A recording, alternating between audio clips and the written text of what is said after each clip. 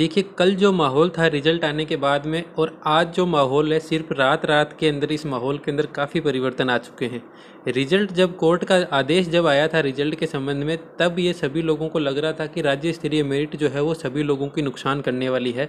लेकिन जैसे ही सभी ने कोर्ट के आदेश को पढ़ा तो स्थितियां लगभग अब सामान्य होने की तौर पे आ रही है और काफ़ी जो यूट्यूबर्स है और जो कोचिंग संस्थान है उन लोगों ने भी इस चीज़ को अच्छे से क्लियर करने का प्रयास किया है। मैं आप लोगों को एक चीज़ बता दूं कि जब रिजल्ट आया था तब आदेश की कॉपी ना होने के कारण ही सभी लोगों के अंदर असंतोष की भावनाएं थी। हर कोई ये मान के चल रहा था कि जो मेरिट है वो राज्य स्तरीय ही जाएगी, और हालांकि राज्य स्तरीय ही जाएगी अभी के आदेश के अनुसार, अगर कोई रिट या पिटीशन वापस नहीं लगती है तो। अब इसके अंदर क्या चीज़ निकल के आई है आदेश के अंदर नई, जिसके कारण ये सारा माहौल परिवर्तन हो रहा है। तो उसके अंदर जो आप लोग देखेंगे कि जब ऑर्डर के अंदर जो पॉइंट है उसके अंदर ये चीज़ दी हुई है कि जो फिजिकल आप लोग करवा रहे हैं वो फिजिकल आप जिला स्तर पर मेरिट के आधार पे करवा सकते हैं। हालांकि उन्होंने मेरिट के आधार पे नहीं कहा है उस ऑर्डर के अंदर, लेकिन उन लोगों ने ये कहा है कि जिन लोगों ने जिस जिले से आवेदन किया है, अगर वो वहाँ के हिसाब से उत्तीर्ण होते हैं परीक्षा में, तो आप लोग उनका जो फिजिकल एफिशिएंसी टेस्ट है वो वहाँ पर उस ज़िले के अंदर कंडक्ट करवा सकते हैं। यानी कि इस पॉइंट का सीधा सीधा मतलब ये निकल कर सामने आ रहा है कि आप लोगों के जो फिजिकल है उन फिजिकल की कॉल जो आप लोगों की होगी, जहाँ जिस ज़िले पे आप लोगों ने फॉर्म लगाया था उस ज़िले के फॉर्म के हिसाब से ही आप लोगों की फिजिकल टेस्ट होने वाली है।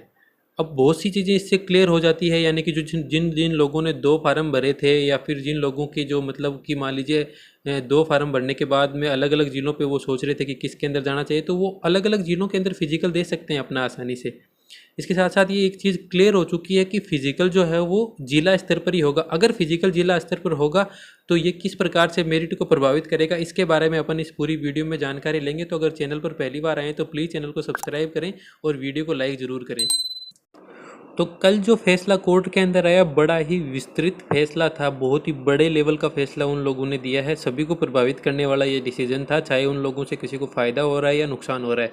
तो कोर्ट ने ये जो फैसला है लिखा भी उसी हिसाब से।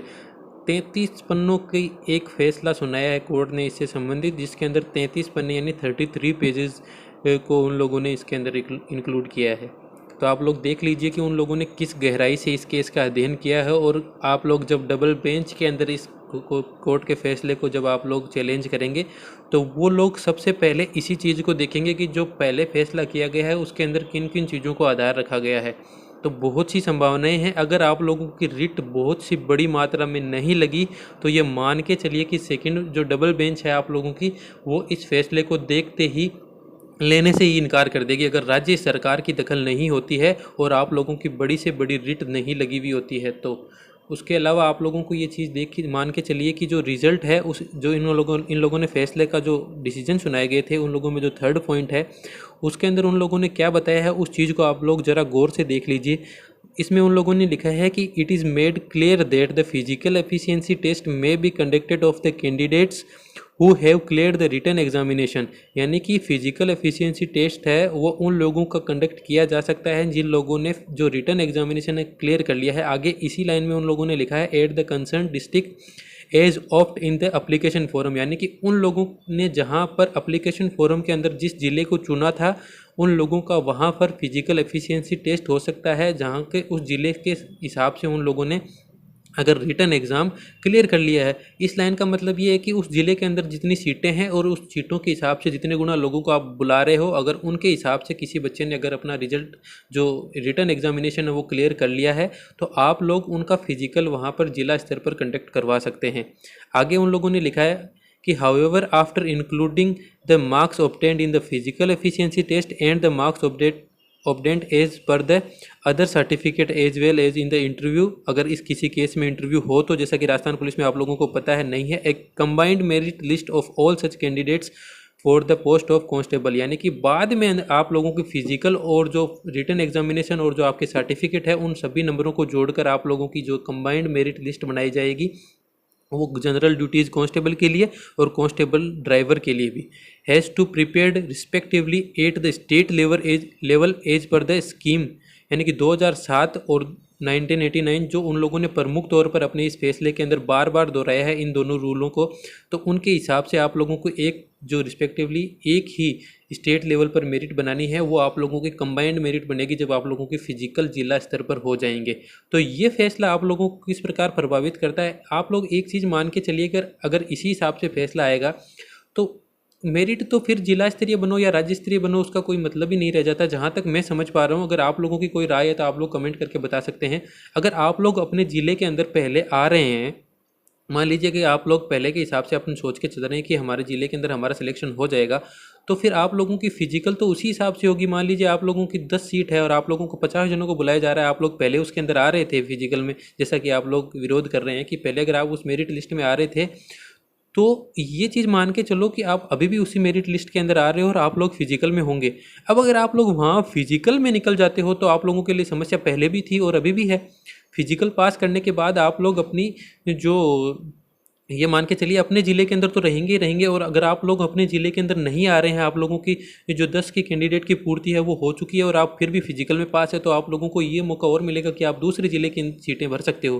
तो नुकसान तो अभी भी है, नुकसान उन लोगों को है जिन लोगों की बहुत कम नीचे मेरिट जाने वाली थी। वहाँ पर अब दूसरे ज़िलों के जो कैंडिडेट है वो लोग इस भर्ती को भरने का प्रयास करेंगे और आप लोगों की जितनी भी खाली सीटें हैं उन पर वो लोग आ जाएंगे। तो ये नुकसान एकमात्र इस राज्य स्तरीय मेरिट का निकल कर आप लोगों के सामने आ रहा है। इसके अलावा अगर अपन कट ऑफ की बात करें कि कट ऑफ कितनी प्रभावित हो सकती है, तो उसके बारे में अपन आगे जानकारी लेते हैं इस वीडियो के अंदर। चैनल को सब्सक्राइब जरूर कर लीजिए और वीडियो को लाइक ज़रूर कीजिएगा। चलिए अब बात करते हैं कट ऑफ के बारे में। तो कट ऑफ के बारे में बात करने से पहले मैं आप लोगों को एक चीज़ क्लियर कर दूं कि पुलिस विभाग के द्वारा जब तक ऑफिशियली ये चीज़ नहीं बताई जाती है कि जो मेरिट है उसका हम किसी आधार पर अब निर्धारण कर रहे हैं, तब तक आप लोग ये मान के चलिए कि आप लोगों के कट ऑफ का कोई अंदाज़ा नहीं लगाया जा सकता है। क्योंकि जैसा कि अभी मैंने आप लोगों को विश्लेषण करके बताया, अगर ऐसी मेरिट गई तो कट ऑफ जो होगी फाइनल उस पर बहुत ज़्यादा अंतर नहीं रहने वाला है। 1% का अंतर आप लोग मान के चलिए, यानी कि 2 क्वेश्चन का अंतर मान के चलिए कि तब पड़ सकता है, इससे ज़्यादा कोई अंतर नहीं पड़ने वाला है। अगर आप लोगों का फिजिकल जो है वो डिस्ट्रिक्ट वाइज होता है और फाइनल मेरिट अगर स्टेट वाइज आती है तो आप लोगों के कोई फ़र्क नहीं पड़ने वाला है। क्योंकि जिन लोगों का पहले सिलेक्शन हो रहा था, जो अपने आप को पहले मान के चल रही थी, सिलेक्शन उन्हीं लोगों का होगा। अब अगर वो दौड़ में निकल जाते हैं तो फिर पुलिस विभाग की उसमें क्या गलती है। फ़ायदा उन लोगों का होगा जहाँ पर कंपटीशन थोड़ा ज़्यादा था, जहाँ पर फॉर्म थोड़े ज़्यादा लगे थे, पेपर में नंबर उन लोगों के ठीक आ रहे थे लेकिन सीटें कम थी। अब उन लोगों को क्या फ़ायदा होगा, अगर मान लीजिए वो लोग अपने ज़िले के अंदर फिजिकल के अंदर पास हो जाते हैं, उन लोगों को अपनी फिजिकल की जो टेस्ट है वो पास कर लेते हैं, अच्छे नंबर होने के बावजूद भी उनके ज़िले की सीटें भर जाती है और उनका नंबर नहीं आता है, तब वो उन ज़िलों की तलाश करेंगे जहाँ पर कंपटीशन कम था, फॉर्म कम लगे थे, जहाँ की मेरिट कम थी, और मेरिट कम होने के बावजूद भी फिजिकल में इतने ही बच्चे निकल पाए कि उनकी सीटें खाली रह गई है। उसके बाद में उन बच्चों की राज्य स्तरीय मेरिट बनेगी तो उन लोगों का उन सीटों पे नंबर आएगा। जहाँ तक अभी तक ये चीज़ें चल रही है उसका सीधा सा ये मतलब ये निकल रहा है कि जिन लोगों ने फिजिकल अपने ज़िले में पास करने के बावजूद भी जिनका नंबर अपने ज़िले में नहीं आया है, उनका नंबर उस ज़िले में आएगा जहाँ की मेरिट कम होने के बावजूद भी वहाँ के बच्चों की पूर्ति नहीं हो पाई है। समझ गए चीज़ को। तो अब ये चीज़ होने वाली है आप लोगों के सामने। तो इस चीज़ के अगर अच्छे हिसाब से अपन अनुमान लगाएं तो मेरिट पे कोई फ़र्क नहीं पड़ने वाला है। 1% भी मुश्किल से फ़र्क पड़ेगा, 1 या 1.5 एक क्वेश्चन तो आप मान के चलिए कि 1 या 2 क्वेश्चन का फ़र्क पड़ने वाला है, इससे ज़्यादा फ़र्क नहीं पड़ने वाला है। लेकिन अगर आप लोगों की जो राज्य स्तरीय मेरिट के हिसाब से ही आप लोगों का फिजिकल एग्ज़ाम होता है, तो ये मान के चलिए कि कम से कम आप लोगों के 2 या 3 जो परसेंटेज है, यानी कि 4 से लेकर 6 क्वेश्चन है, वो कम से कम 5 से 6 जिलों को प्रभावित करेंगे। उसके अंदर 3 आप टॉप जिले ले लीजिए और 3 जो सबसे कम मेरिट वाले हैं उन जिलों को ले लीजिए। जो टॉप मेरिट वाले जिले हैं, जिनका हिसाब अभी अपन कट ऑफ में पिछले काफ़ी दिनों से लगाते आ रहे हैं, उन 3 जिलों को ये फ़ायदा होगा कि वहाँ के जो कैंडिडेट अच्छे नंबर होने के बावजूद भी सेलेक्ट नहीं होंगे, अपने फिजिकल पास करने के बाद भी अपनी फाइनल मेरिट लिस्ट में नहीं आएंगे, वो उन जिलों में चले जाएंगे जहाँ के लोग कम मेरिट होने के बावजूद भी अपनी फिजिकल कट ऑफ के अंदर नहीं आ पाएंगे और वहाँ की सीटें खाली रह जाएगी। तो ये उनको फ़ायदा होएगा। अधिकतर अपन अगर जिलों को देख के चले तो वहाँ का कंपटीशन एकदम पैरेलल चल रहा है, यानी कि जितने सीटें हैं वहाँ पर उन सीटों को उसी हिसाब से भर लिया जाएगा। अगर जिस हिसाब से अभी चल रहा है सिस्टम, तो वहाँ की कट ऑफ पर ये प्रभाव पड़ने वाला है। तो आप लोग एक चीज़ मान के चलिएगा, आप लोग रिट लगा सकते हैं, आप लोगों को पूरी छूट है, आप लोगों को पूरी स्वतंत्रता है, आप कोर्ट में रिट लगा के वापस इस चीज़ को जैसे पहले थी वैसे कर सकते हैं। और ऐसा होना भी चाहिए। अगर बहुत बड़ी मात्रा में स्टूडेंट्स ये सोच रहे हैं कि हमारे साथ जो धोखा हुआ है, अन्याय हुआ है, तो उन लोगों को कोर्ट के अंदर जाना चाहिए अपनी ये चीज़ लेकर। उसके अंदर किसी प्रकार का कोई दो राय नहीं है। मैं साफ तौर पर खुलेआम से इन लोगों को सपोर्ट करता हूं अगर उनको ऐसा लगता है। लेकिन इस चीज़ का नुकसान क्या होगा मैं आप लोगों को ये बता देता हूं। मान लीजिए अगर आप लोगों का नंबर आने वाला होगा तो सिर्फ और सिर्फ आप लोग अपनी इस वजह से इस भर्ती को आप लोग कम से कम 6 से 8 महीने तक डिले कर सकते हैं अगर आप लोग रिट लगाते हैं। इसका मतलब कतई ये मत लगाइएगा कि इसका मतलब क्या हम मेरी रिट लगाए ही नहीं। इसके बारे में मैं आप लोगों को पहले बता चुका हूं।